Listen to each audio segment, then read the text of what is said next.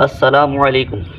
आऊं आहियां मीर मुस्लिम ऐं आवाज़ ॾिसी रहिया आहियो एमर्जिंग क्वेश्चन्स विथ मीर मुस्लिम। दोस्तो, छा तव्हां ॼाणणु चाहींदा त शहीद जी माना छा आहे ऐं शहीद जूं क़िस्मूं केतिरियूं आहिनि ऐं नबी करीम सल्लल्लाहु अलैहि वसल्लम छा शहीद आहिनि ऐं इमाम हसन ऐं इमाम हुसैन जी जेका शहादत हुई उहा नबी अलैहिस्सलाम जी शहादत जो ई हिस्सो हुई कहिड़ी रीति। अॼु पाण इंशाअल्लाह अज़्ज़ व जल इन्हनि ई मौज़ूअनि ते ॻाल्हि कंदासीं, पर उन खां पहिरीं जेकॾहिं तव्हां असांजे चैनल खे सब्सक्राइब नाहे कयो त करे वठो। उनजो फ़ाइदो तव्हांखे इहो थींदो त असांजी जेका नई सीरीज़ आहे शामे करबला इन सिंधी, उन जूं अचण वारी वीडियोज़ जो नोटिफिकेशन तव्हांखे बर वक़्तु मिलंदो रहंदो। दुरूद पाक पढ़ी वठो। सल्लल्लाहु तआला अला मुहम्मद सल्लल्लाहु तआला अलैहि वसल्लम। दोस्तो, ही असांजी नई सीरीज़ शामे करबला जो ॿियो लेक्चर आहे ऐं पहिरें लेक्चर में बि पाण हिकिड़ी ॻाल्हि कई हुई, हज़रत अल्लामा शफ़ी औकाड़वी रहमतुल्लाह ताला अलैह जो तारुफ़ पेश कयो हो। त अॼु जी जेका पंहिंजी वीडियो आहे उन पाण शुरूआति कंदासीं क़ुरान जी आयत खां। सूरह निसा आयत नंबर 69 में अल्लाह ताला फ़रमाए थो, अऊज़ु बिल्लाहि मिनश शैतानिर रजीम, बिस्मिल्लाहिर रहमानिर रहीम, वमन युतिइल्लाह वररसूल फउलाइका मअल्लज़ीना अनअमल्लाहु अलैहिम मिनन नबिय्यीन वस्सिद्दीक़ीन वश्शुहदाइ वस्सालिहीन वहसुन उलाइका रफ़ीक़ा।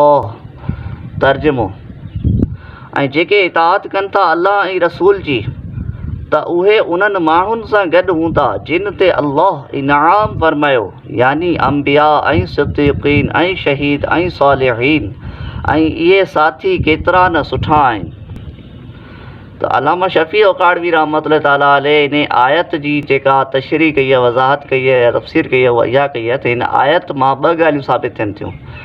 ऐं अल्लामा शफ़ी जेका इहा वज़ाहत कई आहे उहा उन्हनि पंहिंजी मशहूरु किताब शामे करबला वज़ाहत कई आहे त इन आयत मां ॿ ॻाल्हियूं साबित थियनि थियूं। हिकिड़ी ॻाल्हि त इहा साबित थिए थी त जेको बि अल्लाह ऐं रसूल जी इताअत कंदो उन जो जेको उनखे बेनिफिट आहे, फ़ाइदो आहे, उहो इहो आहे त जिन ते अल्लाह ताला इनाम कयो आहे उहो माण्हू उन्हनि सां गॾु रहंदो। ठीकु आहे, त हिकिड़ी कंहिं सां गॾु रहंदो, नबियुनि, सिद्दीक़नि, शहीदनि ऐं सालिहीन सां। ठीकु आहे। ऐं ॿी ॻाल्हि हज़रत अल्लामा शफ़ी औकाड़वी फरमाइनि था त हिन आयत में इहा ॻाल्हि ख़बर पवे थी त जेके इहे चारि शयूं आहिनि, यानी नुबूवत, शहादत, सिद्दीक़ियत ऐं सालिहियत, इहे ख़ासि तौर ते अल्लाह ताला जा इनाम आहिनि। इहे बि अल्लाह जा इनाम आहिनि। ऐं उन खां पोइ अल्लामा शफ़ी औकाड़वी रहमतुल्लाह ताला अलैह जेके ॻाल्हियूं कनि था उन्हनि खे पंहिंजे लफ़्ज़नि में बयानु करण जी कोशिशि कयां थो त मख़लूक़ में जंहिंखे जेको बि इनाम मिले थो उहो असल में नबी अलैहिस्सलाम जो ई इनाम हूंदो आहे, जमाल हूंदो आहे ऐं कमाल हूंदो आहे। मख़लूक़ में जंहिंखे जेको बि इनाम मिले थो ऐं जेको बि कमाल मिले थो उहो कमाल लाज़मी नबी अलैहिस्सलाम खे बि मिलियो आहे, बल्कि वधीक मिलियो आहे, बल्कि नबी अलैहिस्सलाम जे वसीले सां ई ॿियनि खे मिलियो आहे। जंहिं बि नबी वटि, जंहिं शहीद वटि, जंहिं सिद्दीक़ वटि, जंहिं सालिह वटि जेको बि फैज़ आहे उहो त असल में पाछो आहे। असल जेका शइ आहे उहा त जेके वजह काइनात आहिनि उहे नबी अलैहिस्सलाम आहिनि ऐं तमामु फैज़ जा जेकी असल आहिनि, जेकी बुनियाद आहिनि, उहे त नबी अलैहिस्सलाम आहिनि। वो जो न थे तो कुछ ना था, वो जो ना हो तो कुछ ना हो, जान है वो जहान की, जान है तो जहान है, बखुदा जिसको जो मिला उनसे मिला, बटती है कौनैन में नेमत रसूलुल्लाह की। हिकिड़ी त इहा ॻाल्हि थी वई त इहे हिकिड़ा इनाम आहिनि। शहादत बि हिकिड़ो इनाम आहे ऐं जीअं त कंहिं बि मख़लूक़ खे को बि इनाम मिले थो त उहो नबी अलैहिस्सलाम वटि बि उहो इनाम आहे। ठीकु आहे, हिकिड़ी ॻाल्हि थी इहा। ऐं हाणे पाण ॻाल्हि था करियूं त शहादत जेका आहे, शहादत जूं क़िस्मूं केतिरियूं आहिनि? ॿ क़िस्मूं आहिनि। हिकिड़ी आहे शहादत जहरी ऐं हिकिड़ी आहे शहादत सिर्री।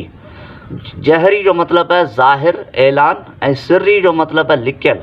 हाँ, जहरी जी जेका डेफिनेशन आहे, वस्फ़ आहे, उहा इहा आहे त को माण्हू अल्लाह ताला जी राह में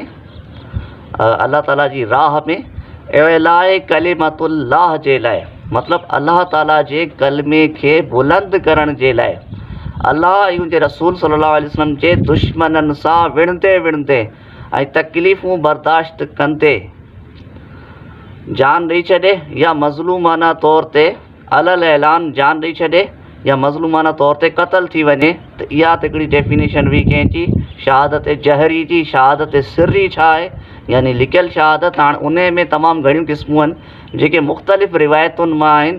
ऐं तव्हांखे पढ़ी ॿुधाए थो वठां त कहिड़ियूं कहिड़ियूं क़िस्मूं जेके आहिनि उहे शहादत सिर्री में थियूं अचनि। हिकिड़ो त ज़हर, केरु अगरि कंहिंखे ज़हर ॾेई थो छॾे त इहा बि शहादत सिर्री जी हिकिड़ी क़िस्म आहे। उन खां पोइ मुख़्तलिफ़ हादसा आहिनि, मिसाल तौर खां इमारत कंहिंजे मथां किरियो थी पए ऐं हीअ हेठां दॿिजी थो वञे। उन खां पोइ जेको माण्हू तरे थो वेंझंदे या सैलाब अची थो वञे, माण्हू ॿुॾी थो वञे, त उहो बि शहादत सिर्री में थो अचे। अहिड़े तरीक़े सां जेको तालिब इल्म आहे उहो तलब इल्म दीन में उनजो इंतकाल थी थो वञे, त उहो बि शहीद आहे। ऐं जेको हज जे सफ़र ते आहे त उहो बि उन में जेकर इंतकाल कर थो वञे त उहो बि शहीद आहे। अहिड़े तरीक़े सां हदीसुनि में इहो बि आयो आहे त जंहिंखे पेट जी बीमारी आहे या सिल ऐं धक जी बीमारी आहे, या जेका औरत निफ़ास जे हालत में गुज़ारियो थी वञे, त उहे सभु बि इहे सभु शहादत सिर्री जूं क़िस्मूं आहिनि। ठीकु आहे जी। त इहा थी वई शहादत जहरी, शहादत सिर्री। पर पाण थोरो हिकिड़े ॿिए एंगल सां बि शहादत जी जेका डेफिनेशन आहे उन ते हलूं था। हाणे पाण हलूं था अल्लामा इमाम फ़खरुद्दीन राज़ी रहमतुल्लाह ताला अलैह। उन्हनि शहादत जी डेफिनेशन छा कई आहे, ऐं अरबी पढ़ां थो पोइ हिनजो तर्जुमो कयां थो। उन्हनि जेका डेफिनेशन कई आहे उहा इहा आहे त अशहीदो फ़ईलो बिमान अल फ़ाइल व हुवल्लज़ी यशहदु बिसिहति दीनिल्लाहि तारतन बिल हुज्जति वल बयानी व उखरा बिस्सैफ़ि वस्सिनानी व युक़ालु लिल मक़तूलि फ़ी सबीलिल्लाहि शहीदुन मिन हैसु अन्नहु बज़ल नफ़्सहु फ़ी नुसरति दीनिल्लाहि व शहादतहु लहु बि अन्नहु हुवल हक़। यानी माना छा आहे, अशहीद बर वज़न फ़ाइल व माना फ़ाइल। शहीद जो वज़न फ़ाइल जो ऐं जी माना आहे फ़ाइल जे तौर ते जी माना आहे। मतिलबु शहीद जी जेका माना आहे उहा छा आहे, गवाही ॾियण वारो, गवाही ॾियण वारो। ठीकु आहे। अच्छा, पर हाणे जी डेफिनेशन में ॿी कहिड़ी ॻाल्हि कई अथनि त शहीद जेको हूंदो आहे हुन तर्जुमो इहो वल्लज़ी यशहदु बिसिहति दीनिल्लाह। शहीद उहो माण्हू जेको गवाही ॾिए थो अलाह ताला जे दीन जी सिहत ऐं हक़ानियत जी, अलाह जे दीन जी सिहत ऐं हक़ानियत जी जेको गवाही ॾिए थो उहो शहीद आहे। हाणे गवाही कीअं थो ॾिए, त हिकिड़ो त गवाही इहा आहे त तारतन बिल हुज्जति वल बयान, या त उहो जेको आहे सो पंहिंजे कौल सां पंहिंजे बयान सां गवाही ॾिए थो, व तारतन उखरा बिस्सैफ़ि व सिनान, ऐं कॾहिं अलल ऐलान जेको आहे सो तलवार सां ऐं सिनान सां बि उहो गवाही ॾिए थो। ऐं अॻियां इमाम फ़खरुद्दीन राज़ी फरमाइनि था वयुक़ालु लिल मक़तूल शहीद फ़ी सबीलिल्लाहि शहीद, जेको अलाह जी राह में जेको क़तल थी वञे थो उन खे बि इन करे ई जेको शहीद चयो वञे थो, छाकाणि त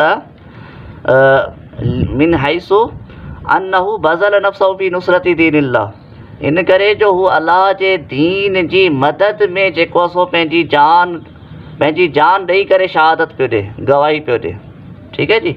त शहीद इन करे हुनखे शहीद चयो वेंदो छो जो हू पंहिंजी जान सां गवाही पियो ॾिए। ठीकु आहे जी। ऐं त उहो जेको अलाह जो दीन आहे उहो हक़ आहे। ठीकु आहे। त इहा पाण तर्जुमो बि करे वरितो, इन जी थोरी वज़ाहत बि करे वरिती। हाणे ॻाल्हि सम्झण वारी उहा इहा आहे त जेकॾहिं पाण इन क़िस्मुनि खे ॾिसूं या इन डेफिनेशन खे ॾिसूं त पाण खे हिकिड़ी ॻाल्हि वाज़े थिए थी त नबी करीम सल्लल्लाहु अलैहि वसल्लम जी जेका ज़िंदगी आहे उन में इहे शहादत जूं ॿई क़िस्मूं बि आहिनि। छो जो नबी अलैहिस्सलाम अलाह जे दीन जी हक़ानियत जी जेका गवाही पंहिंजी दलीलुनि सां ॾिनी, पंहिंजी जेका उन्हनि जा बुरहान हुया, जेके उन्हनि जा मौजज़ा हुआ, जेकॾहिं नबी अलैहिस्सलाम जहिड़े तरीक़े सां गवाही ॾिनी अलाह जे दीन जी सिहत जे लाइ, ओड़ी गवाही त कंहिं बि कोन ॾिनी। ठीकु आहे जी। हिकिड़ी ॻाल्हि त इहा थी। ॿी ॻाल्हि इहा त जीअं त हुन में लिखियलु आहे त शमशीर और सिनान सां गवाही ॾिए, यानी विढ़ंदे जेको आहे सो गवाही ॾिए। त पाण उन ते बि गौर करियूं त नबी अलैहिस्सलाम जी जेका ज़िंदगी मके में आहे केतिरियूं तकलीफ़ूं मिलियूं आहिनि ऐं माण्हुनि छा न चयो आहे। माण्हुनि पथर विया आहिनि, पोइ ताइफ़ विया आहिनि, ताइफ़ में जेका कैफ़ियत थी आहे, पोइ मदीने विया आहिनि त मदीने में बि सुकून था वेहण कोन्हे को, मुसलसल जंगूं आहिनि। त नबी अलैहिस्सलाम त मुसलसल तलवार सां बि गवाही ॾियनि पिया, मुसलसल पंहिंजे इरशाद सां, गुफ़्तार सां, पंहिंजे किरदार सां बि अलाह जे दीन जी हक़ानियत जी गवाही ॾेई रहिया आहिनि।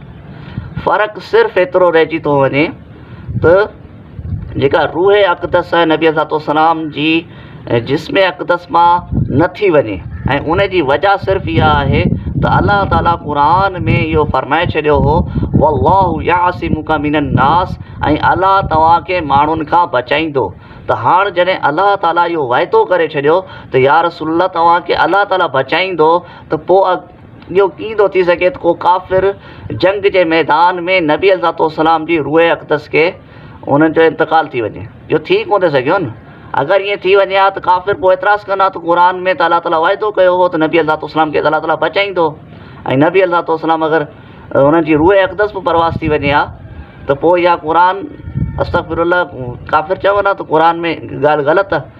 त इन करे नबी अलैहिस्सलाम जी जेको रूह मुबारक आहे उहा परवास कोन करे वई। हिकिड़ी ॻाल्हि थी थी हाणे अचे थी शहादत सिर्री। शहादत सिर्री में पहिरीं ॻाल्हि कहिड़ी हुई त ज़हर ॾेई करे, ज़हर जी असर जी वजह सां माण्हू इंतकाल करे वञे त उहो बि जेको आहे सो शहादत सिर्री जी कैटेगरी में। हाणे तव्हां गौर करियो त नबी अलैहिस्सलाम जी जेका सीरत आहे उन में हिकिड़ो वाक़ियो आहे, उहो इहो आहे त ग़ज़वा ख़ैबर जा ॾींहं आहिनि। ग़ज़वा ख़ैबर जे ॾींहंनि में नबी अलैहिस्सलाम जा कुझु यहूदियुनि सां मुआहिदा हुआ, हिकिड़े क़बीले सां मुआहिदो। उन क़बीले जेको आहे नबी अलैहिस्सलाम खे दावत ॾिनी त तव्हां असां वटि अचो। ऐं पोइ नबी अलैहिस्सलाम पंहिंजे हिकिड़े सहाबी हज़रत बिशर बिन बरा रज़ियल्लाहु ताला अन्हु उन्हनि सां गॾु जेको आहे सो हुते वञनि था। ऐं पोइ हुते हिकिड़ी यहूदिया औरत आहे जंहिंजो नालो आहे ज़ैनब बिनतल हारिस। उहा जेका आहे हिकिड़ी ॿकरी जो गोश्त आहे जंहिंमें ज़हर मिलायल आहे, ऐं उहो जेको आहे सो इन्हनि सस्तियुनि जे अॻियां, नबी अलैहिस्सलाम जे अॻियां, उन्हनि जो जेको सहाबी आहे हज़रत बिशर बिन बरा उन्हनि जे अॻियां रखे थी। नबी अलैहिस्सलाम बि कुझु खाइनि था ऐं इहे सहाबी बि खाइनि था।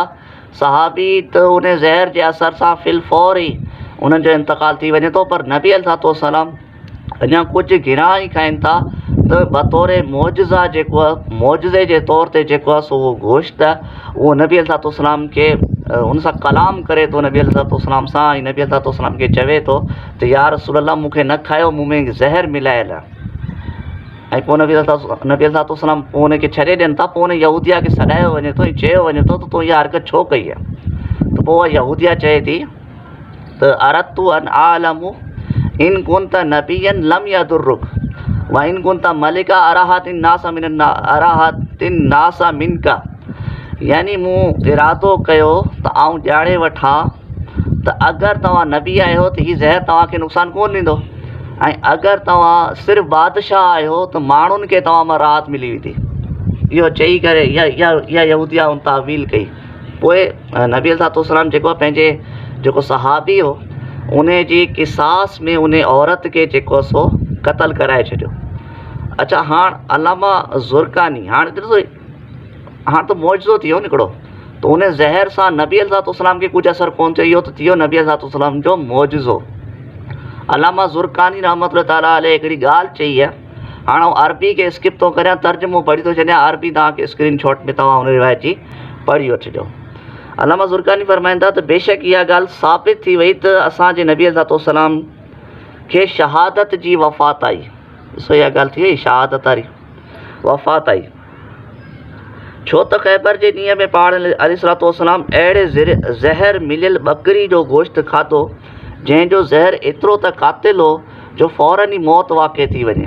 जीअं त उन ज़हर जे असर सां बिशर बिन बरा बिन मारूर इन्हीअ वक़्तु वफ़ात करे विया, ऐं पाण सल्लल्लाहु अलैहि वसल्लम जो बाक़ी रहणु मौजज़ो थी वियो। ऐं इहो ज़हर पाण सल्लल्लाहु अलैहि वसल्लम खे अक्सर तकलीफ़ ॾींदो रहंदो हो, एसि ताईं जो इन्हीअ जे असर सां नबी अलैहिस्सलाम जी वफ़ात थी वई। हाणे तो अलामा ज़ुरकानी चई रहिया आहिनि त इन ज़हर जे असर सां नबी अलैहिस्सलाम जी वफ़ात थी हुई, पर अलामा ज़ुरकानी पंहिंजे तौर ते पाण त कोन चवंदा, ज़रूरु उन्हनि बि का रिवायत ॾिठी हूंदी। उहा रिवायत कहिड़ी आहे? उहा रिवायत आहे अलामा जलालुद्दीन सुयूती शाफ़ई रहमतुल्लाह ताला अलैह, इमाम बुख़ारी, इमाम बैहक़ी खां रिवायत कई आहे, ऐं उन्हनि साहिबनि यानी इमाम बुख़ारी, इमाम बैहक़ी, हज़रत आयशा खां रिवायत कई आहे। हाणे उन जी बि आउं अरबी खे स्किप थो करियां ऐं उनजो तर्जुमो पढ़ी थो ॿुधायां। चवनि था त नबी अलैहिस्सलाम पंहिंजे मर्ज़ वफ़ात में फ़रमाईंदा हुआ त मूं ख़ैबर में जेको ज़हर मिलियल गोश्त खाधो हो उन जी तकलीफ़ आउं हमेशह महसूसु कंदो रहंदो आहियां, ऐं हाणे इहो वक़्तु अची पहुतो आहे जो इन ज़हर जे असर सां मुंहिंजी रगे जान मुनक़ता थी वञे। ठीकु आहे जी, त इहा रिवायत बि थी वई। इन रिवायत में बि इहा ॻाल्हि ख़बर पइजी वई। त वरी पाण ॻाल्हि गौर करे था वठूं त शहादत सिर्री जूं बि सभई ॻाल्हियूं नबी अलैहिस्सलाम जी ज़िंदगी में मौजूदु आहिनि। सिर्फ़ु फ़र्क़ु एतिरो आहे जो फ़िल फ़ौर जेका आहे सा मौत वाक़ई कोन थी थिए, बल्कि उहो असरु रहे थो।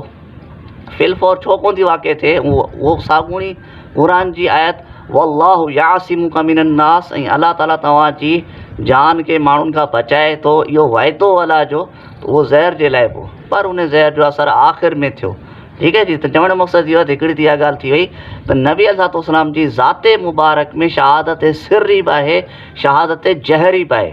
ठीकु आहे। हाणे इन जो जेको कामिल इज़हार आहे, कामिल इज़हार उहो कॾहिं थो थिए? उहो तॾहिं थिए थो जॾहिं नबी अलैहिस्सलाम फरमाए रहिया आहिनि। नबी अलैहिस्सलाम छा था फरमाइनि? इन्नल हसन वल हुसैन हुमा रैहानताए मिनद दुनिया, बेशक हसन ऐं हुसैन दुनिया में मुंहिंजा गुल आहिनि। गुल ॾिसो, हाणे तव्हांखे आउं हिकिड़ी ॻाल्हि सम्झायां। हिकिड़ो वणु आहे न, वण जी जेका असुलु आहे उहा छा आहे? जड़। जेकॾहिं जड़ न हुजे त छा वण ते को गुल थींदो? छा उन जो को मेवो थींदो? कुझु कोन थींदो। वण खे जेको बि जमाल या कमाल आहे उन जी असुलु जेका आहे सा जड़। हाणे हदीस में छा पियो चयो वञे त हसन ऐं हुसैन केरु? उहे आहिनि गुल आहिनि। असुलु केरु आहिनि? नबी अलैहिस्सलाम आहिनि। त जेको असुलु जो जेको कमाल आहे, जमाल आहे या फैज़ आहे, जमाल ख़ूबसूरती जो जेको फैज़ आहे या कमाल आहे, उहो जमाल ऐं कमाल उहो जेको गुल आहे, गुलनि खे बि हासिलु थियो आहे। ऐं जेको गुलनि खे हासिलु थियो उहो असल में आहे कंहिंजो? उहो असुलु जो आहे। तव्हां ॻाल्हि हिकिड़ी ॿी वज़ाहत थो करे वठां, तव्हांखे सम्झायां थो त इहो जमाल ऐं कमाल जो कॉन्सेप्ट छा आहे। हज़रत अली मौला मुश्किल कुशा फरमाइनि था सल्लल्लाहु रज़ियल्लाहु ताला अन्हु, हज़रत अली फरमाइनि था अल हसन इश्बहा बि रसूलिल्लाह सल्लल्लाहु अलैहि वसल्लम मा बैन सदरी इला रासी वल हुसैन इश्बहा बि रसूलिल्लाह सल्लल्लाहु अलैहि वसल्लम मा कान असफर बिज़ालिक। यानी कि हज़रत इमाम हसन बिल्कुलु मुशाबे हुआ कंहिंजे? नबी अलैहिस्सलाम जे सीने खां वठी सिर ताईं। यानी इमाम हसन नबी अलैहिस्सलाम जे सीने खां सिर ताईं बिल्कुलु मुशाबे आहिनि, ऐं इमाम हुसैन सीने खां वठी हेठि ताईं नबी अलैहिस्सलाम जे मुशाबे आहिनि। ॻाल्हि नोट कजो त जेको जमाल आहे असुल जो, उहो ई जमाल आहे गुलनि जो। हिकिड़ी त इहा ॻाल्हि थी वई, जमाल जो फैज़ मिलियो। कमाल नबी अलैहिस्सलाम जो कमाल कहिड़ो? शहादत जहरी सिर्री। त जेके गुल आहिनि इमाम हसन ऐं हुसैन, उन्हनि खे बि इहो कमाल मिलियो, यानी शहादत सिर्री ऐं जहरी मिली।